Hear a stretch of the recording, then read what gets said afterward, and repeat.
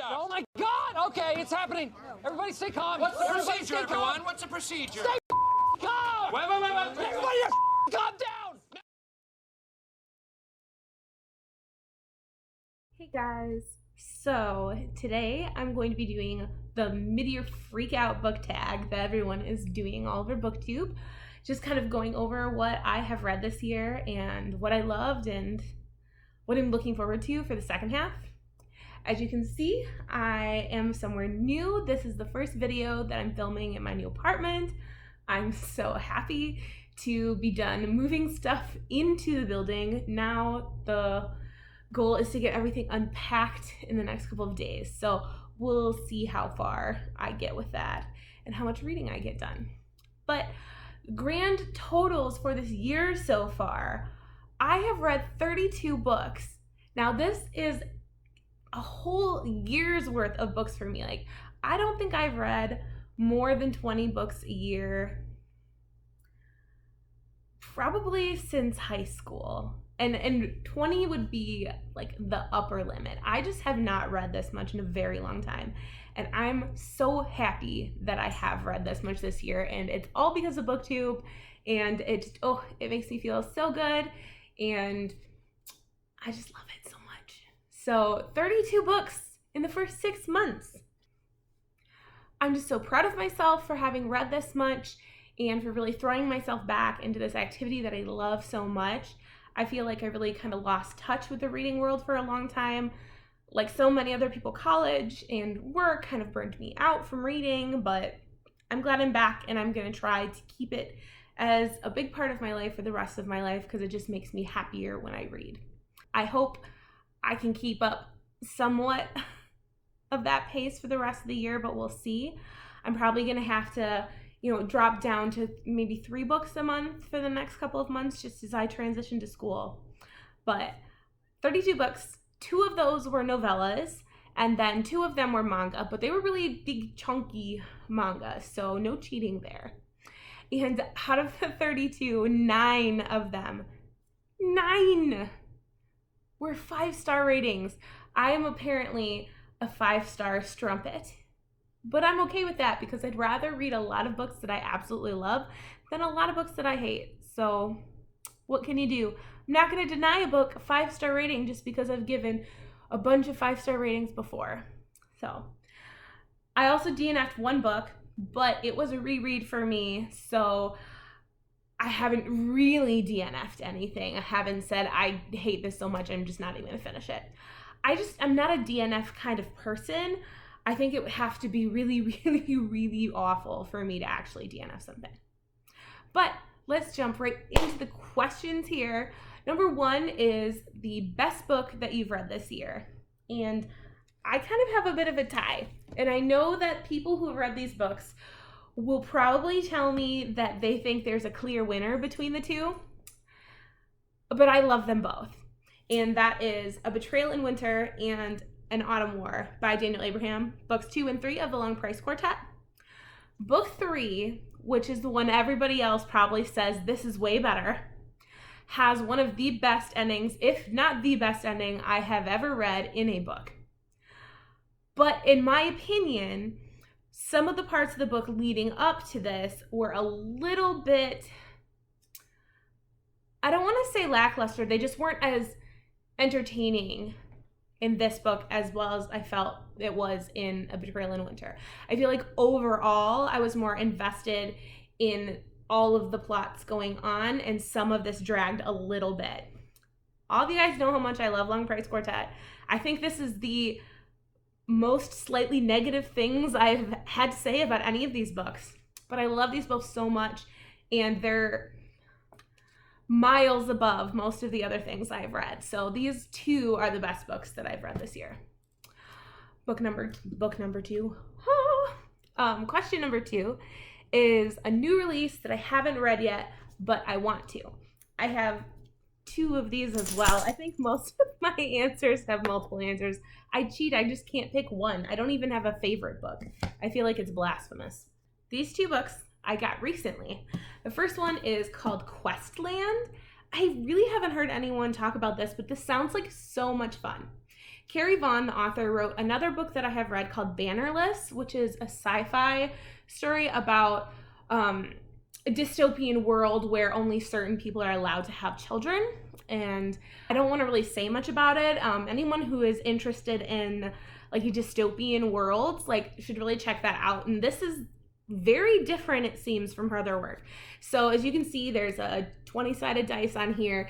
Questland is like Jurassic Park, but D&D instead. So there's this island where you can go that has this immersive experience where you get to basically play out your own Dungeons and Dragons campaign, and there's real fighting and there's real consequences and stuff.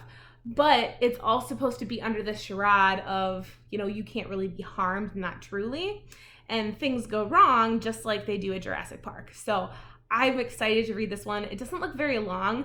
I haven't heard anyone else talk about it, but I think it's going to be really cool. The second one is The Helm of Midnight. This book, I'm really excited to read this because it's serial killers and fantasy. And it just sounds so good. And also, Pete, Leslie, it has deckled edges. It's a pretty book as well, but I think this is going to be really cool. It's supposed to be a trilogy. I just have a feeling that I'm going to love it because I really like the whole Criminal Minds sort of true crime side.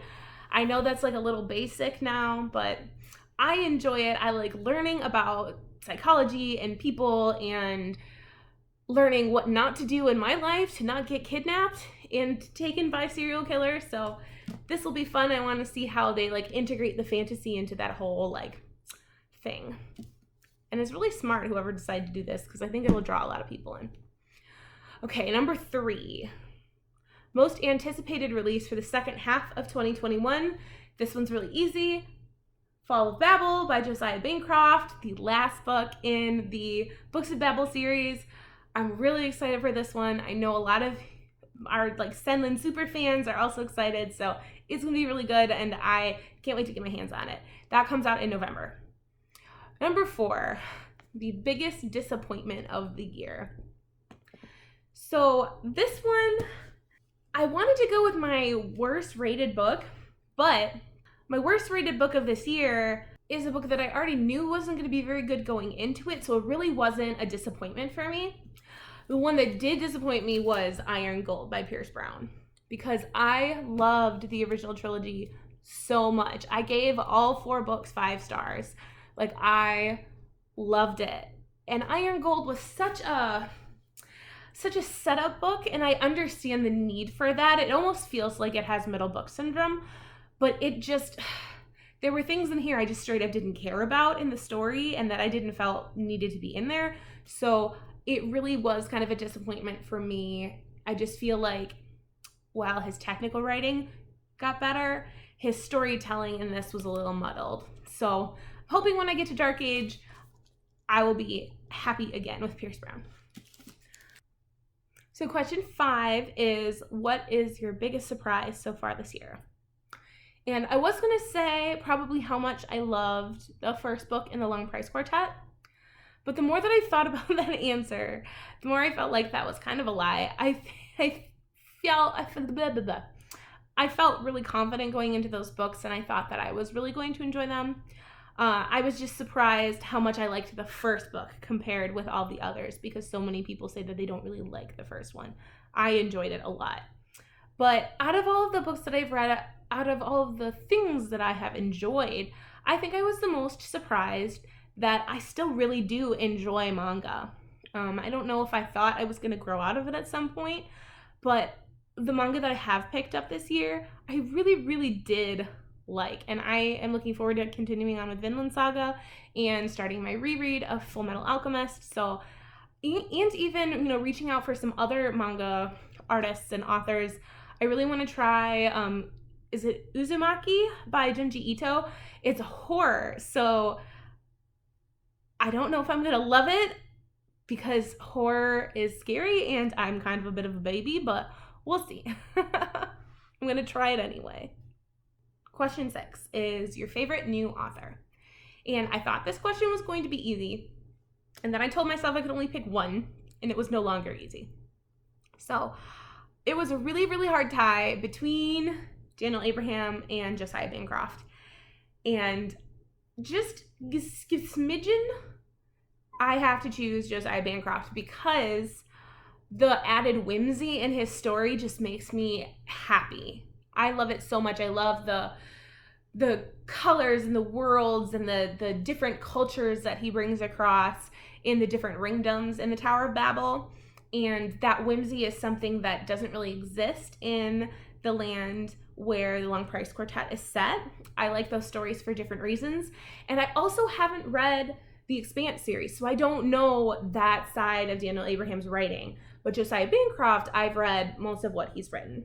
And so I feel comfortable in saying he's one of my new favorites. He is now an auto-buy author. I am definitely going to pick up his new series that he's been writing whenever that comes out. So definitely Josiah Bancroft. Okay, question 7. Who is your fictional crush? I think I have to pick someone from the books I've read this year. If I could pick anyone, I of course would pick Kaladin Stormblessed. He's probably my eternal fictional crush. But out of all of the books that I read this year, the character that stands out the most that I love and would probably have swooned over had I been in their world would definitely be Cassius Bologna from the Red Rising trilogy. So if you have not read all 3 of them, please move ahead to the next question. I don't want to accidentally spoil something for you. But I really, really love Cassius.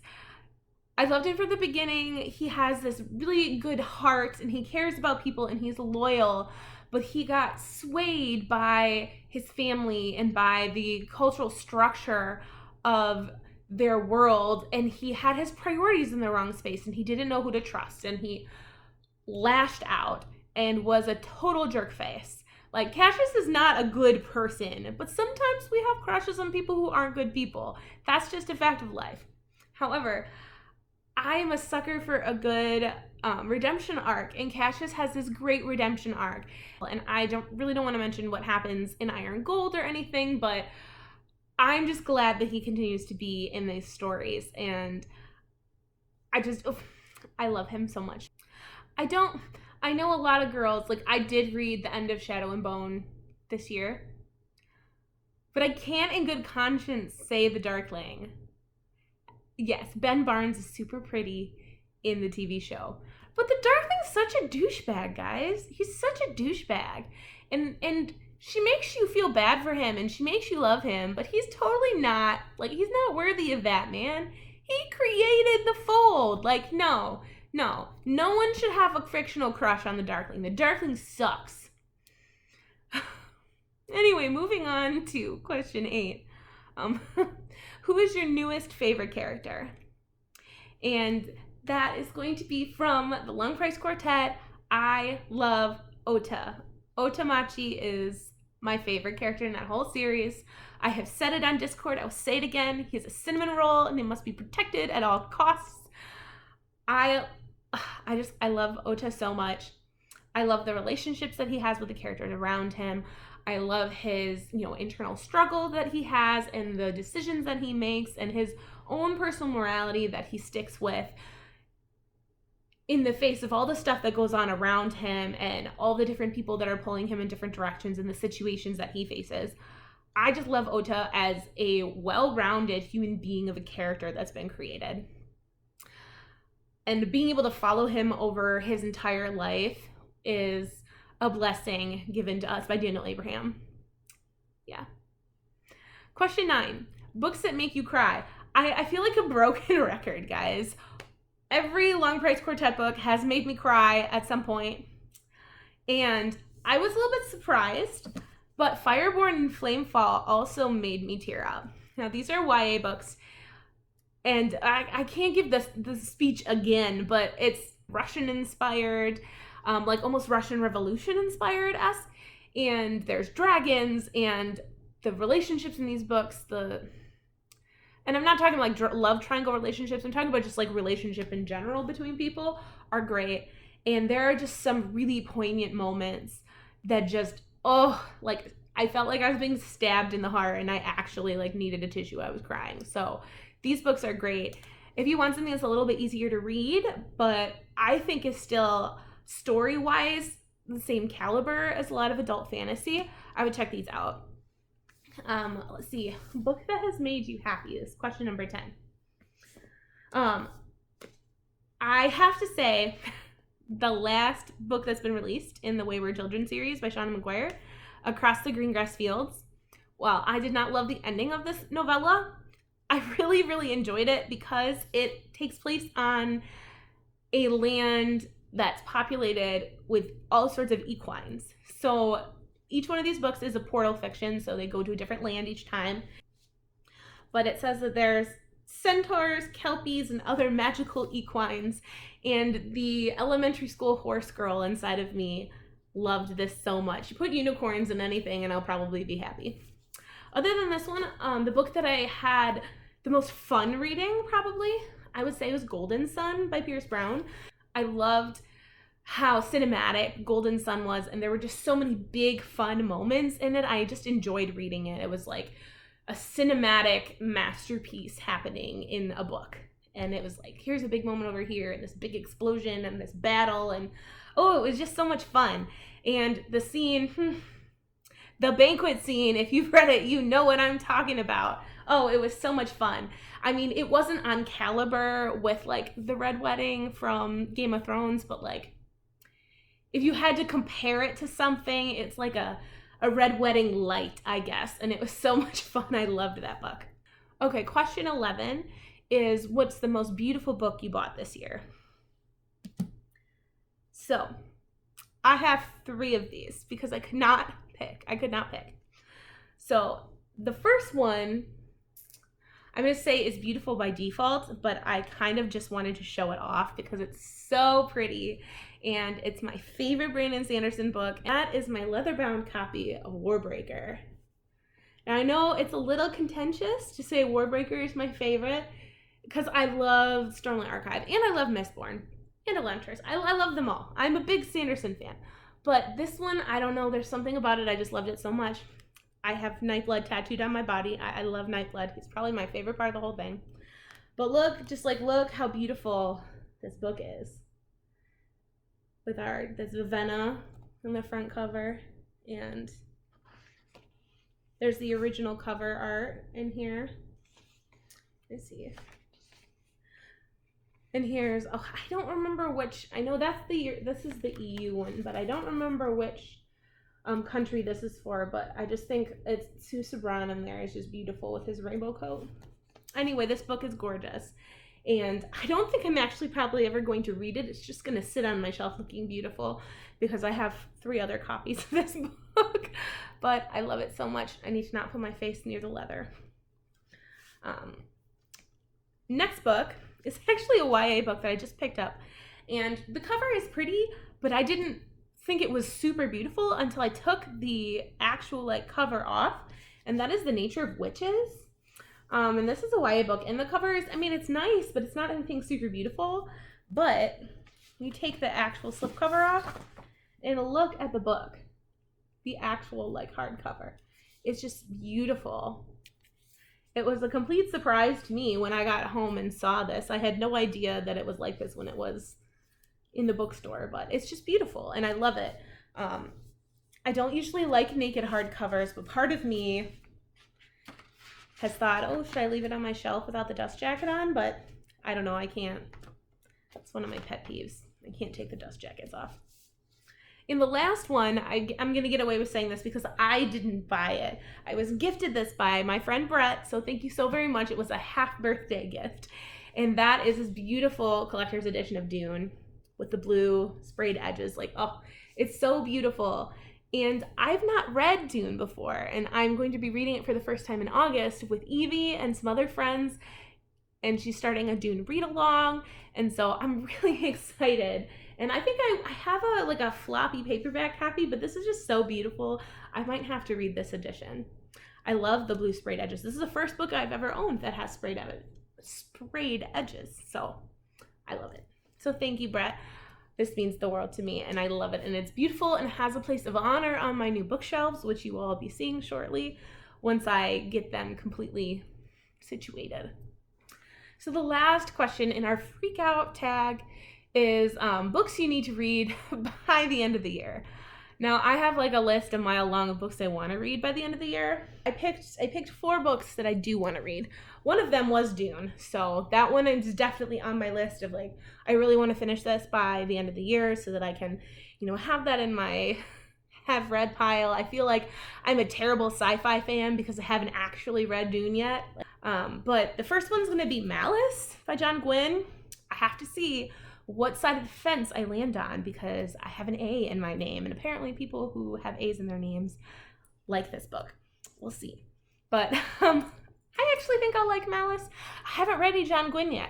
I have Shadow of the Gods, and I was going to start with that, and then it just never fit in the stuff that I have been feeling like reading. So I want to get Malice done and see how I feel about Faithful and the Fallen. A lot of point of views don't scare me, which seems to be something that people don't like about this book. So we'll see. The next one is Cage of Souls by Adrian Tchaikovsky. Now, everyone is all agog about Guns of the Dawn. And I have Guns of the Dawn. It's on my list. I'm going to be reading it soon. But there's something about Cage of Souls, the description of it, that it captures me. And I really think I'm going to love this book. Plus, oh, guys, this cover, look at the flamingos. This thing is beautiful. And it's just this story about, like, the land is being overtaken by this jungle, and there's all these crazy, scary creatures, and there's an asylum and a prison in the middle of this jungle, and it just, it sounds so cool. It just sounds like exactly something that I would enjoy. A little bit like Indiana Jones, a little bit sci-fi, and his writing is supposedly beautiful. So I'm excited for this one. And the last one that I am definitely planning on reading this year, I'm going to be reading in August. I'm giving it the old college try, and I'm hoping I'm going to like them, and that is Gardens of the Moon. I'm going to start Malice, guys. Little intimidated, gonna try not to be, but this is actually going to be happening. And so I am looking forward to this and to talking with all of my friends who love Malazan, and I'll finally be able to contribute to those conversations that are all over the Discords that I belong to.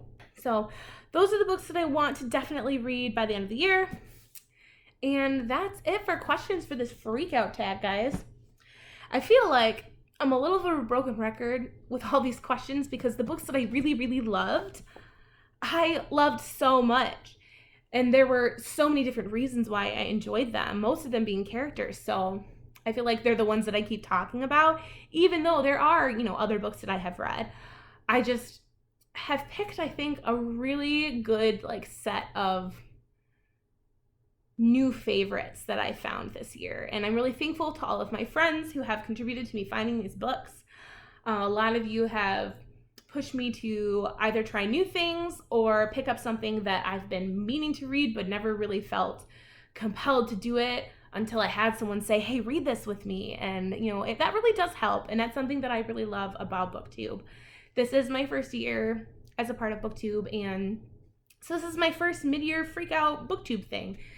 And I'm just really grateful for the opportunity to read all these new books and to meet all of these amazing people that I've met. BookTube is such a great community, and I found all of these wonderful people that I feel really close to now, and I'm just so thankful for that. So you guys know who you are, and I love you all. So thanks. That's the end of this video. We'll see if any of my answers change at the end of the year. I'm assuming there's some sort of closeout year, end of year Freakout book tag thing. So we'll see if any of my answers change by then. But I will see you guys next time from this new apartment. I'm going to be doing my subscriber Q&A and a bookshelf tour because I finally have all of my beautiful books on display. So I hope you guys have a wonderful day. Please like and subscribe if you have not. If you enjoy my content, I will be ever so grateful, and I will see you guys later.